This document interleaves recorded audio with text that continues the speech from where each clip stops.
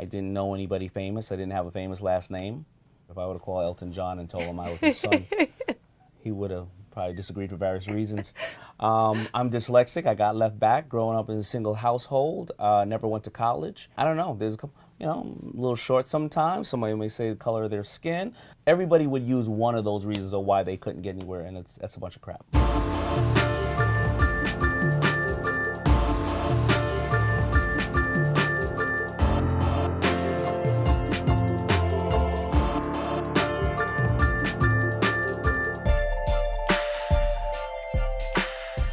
You grew up in Queens, not far from here.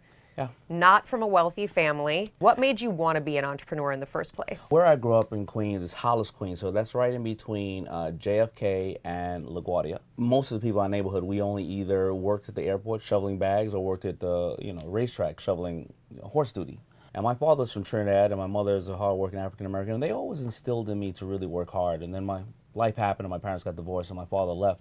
And I became the man of the house at 10, 11 years old. And I just never wanted to see my mother work that hard. And I always wanted to have my own. I tried to sell crash cars and buy crash cars and put them together and then go and sell them. I thought I liked that. So that wasn't your thing? No, it really wasn't. And I had it all planned out. So if I sell X amount, I was 18, I'll be a millionaire by 22. Well, Mike Tyson has an old saying, everybody has a plan until you get punched in the face. So life punched me in the face, and I was working as a waiter in Red Lobster at 22, and I lost all my money.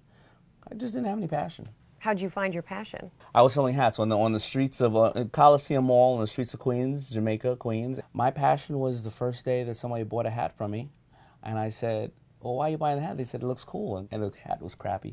And they put the hat on, and they started walking down the block, and it looked like a ski cap, right, with like these two strings on top. And they started walking down the block, and I started seeing the little hat, swinging around. I was like, wow.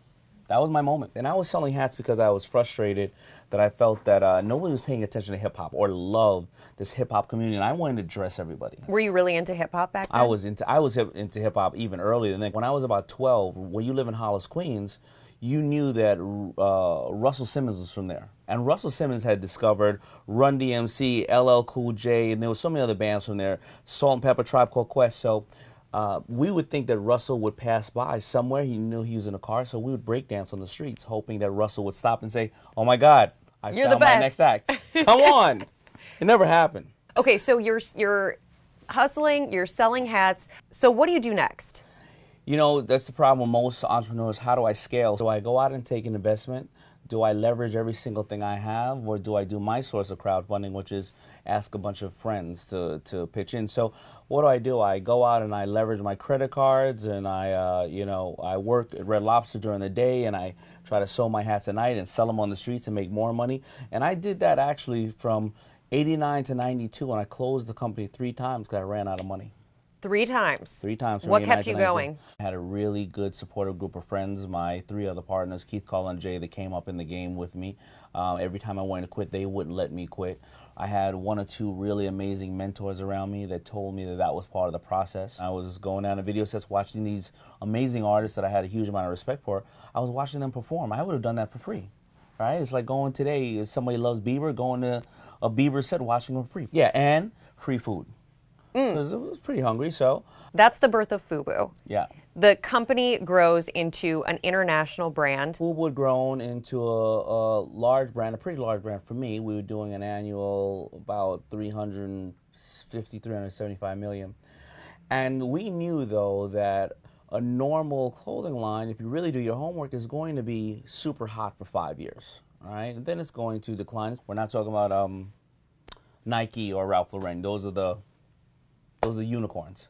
So we had to start going international, and we started to concentrate on a couple of other brands to bring here because we wanted to use our distribution. We failed at all those brands. We finally, acquired a company called Coogee and started doing well with Coogee, and basically rip all the FUBU off and slap Coogee on it. That's what you did. Well, you know what? In a simplistic form, because we used our distribution and we kind of fashion recycles, and we basically used that concept. When was the first time you felt I am successful? I don't know. I'm 47 now. I must have felt that right around 40. 40? Yeah. It took that 40. long. I knew that I had a good amount of money, but I just didn't know. I didn't have financial intelligence, and I was I was spending it the wrong way. And I wasn't on Shark Tank. I was making investments, but they weren't working out as well as I should. And that's why I wrote The Power of Broke, because I made my biggest mistake when I spent $6 million on a brand called Heatherette that we acquired, a really popular brand in New York City. But I didn't activate The Power of Broke. Power of Broke. Yep. What's the number one lesson you want people to take away from that book? That you don't need money. You do not need money, or you don't need contacts to be successful. What do you need? You need desire. You need to know that you're going to fail more than you're going to succeed. You need to tap into a market and find a following. I didn't know anybody famous. I didn't have a famous last name. I would have called Elton John and told him I was his son. He would have probably disagreed for various reasons. I'm dyslexic. I got left back growing up in a single household. Never went to college. You know, a little short sometimes. Somebody may say the color of their skin. Everybody would use one of those reasons of why they couldn't get anywhere, and that's a bunch of crap. You don't believe that? I don't believe that. And business does not have any color. It really doesn't. If you look at the top wealthiest people in the world, if you look at 1,000 of the top wealthiest people in the world, over 60% of them are self-made men and women. That means they were all broke. You're broke, but you have a dream. You have a vision. Mm-hmm. What's your next step? Number one, how do you immerse yourself in that industry? Whatever the industry is. I'm sure that you didn't just, well, maybe you did, wake up and everybody said, we just want to see you on TV, we want to hear everything you got to say because you're just so smart and so beautiful.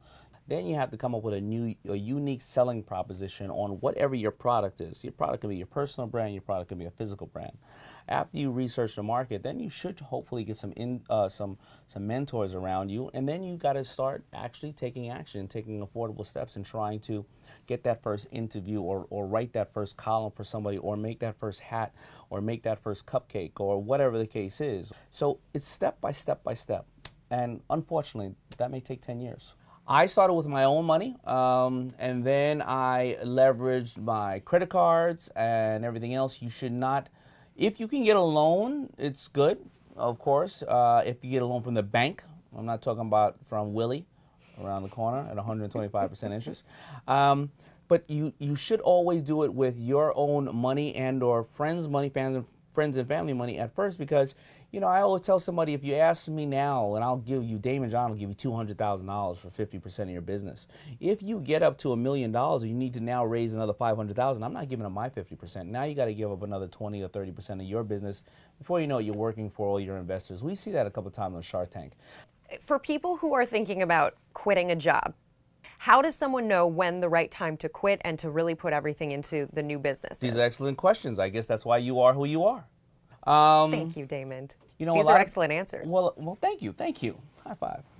So, honestly, that's a really good question, because a lot of people say, I'm going to go and burn the bridges. I'm going to go and just go balls to the wall, and they go and quit their job, and then they jump into this business. And that's not a good idea, because now you've just taken and made your job, which was $30,000, $40,000, $70,000, $80,000. You've now made that debt on the company, and you have to keep the lights on. And what you should do is try to set some goals. And when I was working at Red Lobster, I believe I said something like, I'm going to put in 6 hours a week on FUBU up until 6 months. And if I get to this level, I'm going to then increase it to 12 hours a week. But they say that every real business or real product you have takes anywhere from 6 to 8 years to take hold. And I think one of the keys of what you're saying is every step doesn't necessarily equate to a win, but you have to keep taking them in order to get to the end, to get to the finish line. And you're never even at the finish line. No, most steps equate to a failure. It's the one that starts to crack that you realize. You know, I was out at a Global Entrepreneur Summit with the White House, and I saw President Obama interview Mark Zuckerberg. You know, to me, entrepreneurship is about creating change. People think that when you get to certain places in life, success, whether you get $1 million or you're on TV, you just walk on clouds. No problems after that.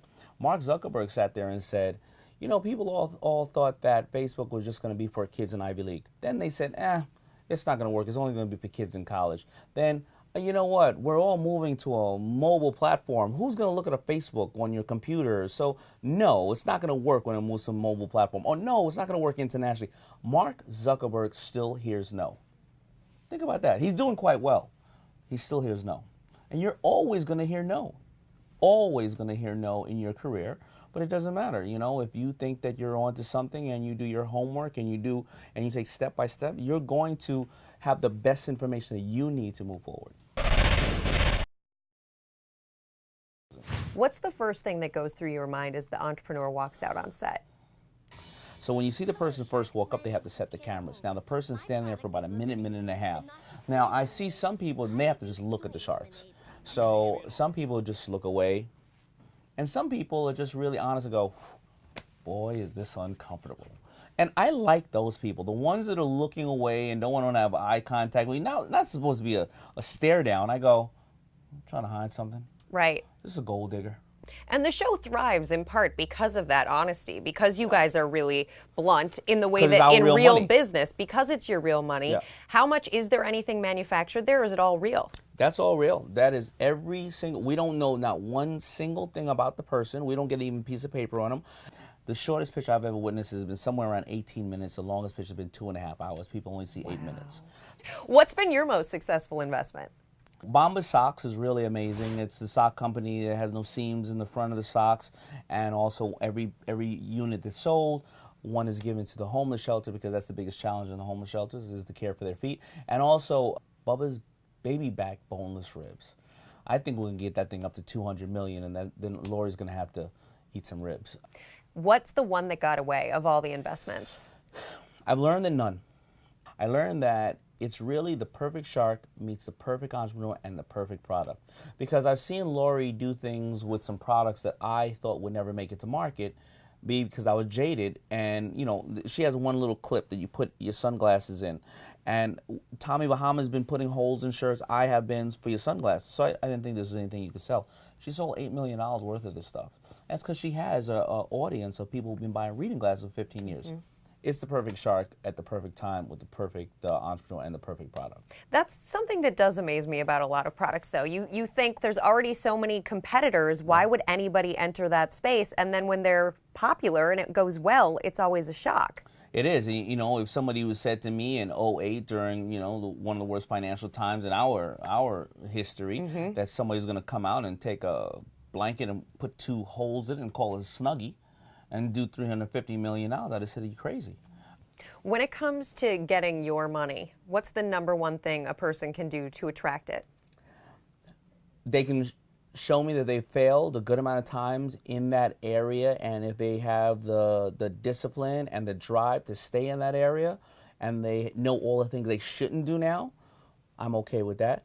They have to show me they have a proof of concept, meaning they sold 1, 2, 50, 100, whatever it is. We're going to replicate that and do it on a much larger scale.